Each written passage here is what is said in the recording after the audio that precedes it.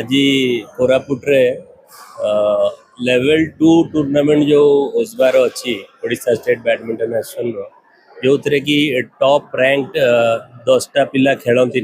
से टूर्नामेंट ये होची पूरा ओडिशा रु 350 पिला आसिकी योगदान दौरान आई टूर्नामेंट रु आम नेक्स्ट लेवल जो आमर अच्छी लेवल 1 रैंकिंग पिला प्रिपेयर हुआ आते बढ़िया पार्टिसिपेशन कोरापुट रे 350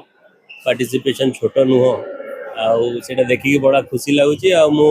कोरापुट डिस्ट्रिक्ट एसोसिएशन को भी बहुत बहुत धन्यवाद देवी मोती भाई मो सांगे अच्छा प्रेसिडेंट जे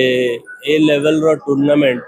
से माने करूचंती भल हिसाब रे करूचंती कोरापुट डिस्ट्रिक्ट एडमिनिस्ट्रेशन को भी धन्यवाद देवी। लेवल 2 टूर्नामेंट एथरो जे बेस्ट पिला थिबे तांकु लेवल 1 को जिवे लेवल 1 जे जीतंती तांकर रैंकिंग पॉइंट हिसाब रे नेशनल जानती तो एडू पिला ट्रांजिशन करिवे लेवल 2 टू लेवल 1 को जी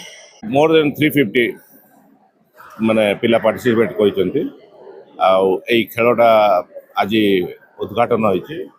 ए टूर्नामेंट एवं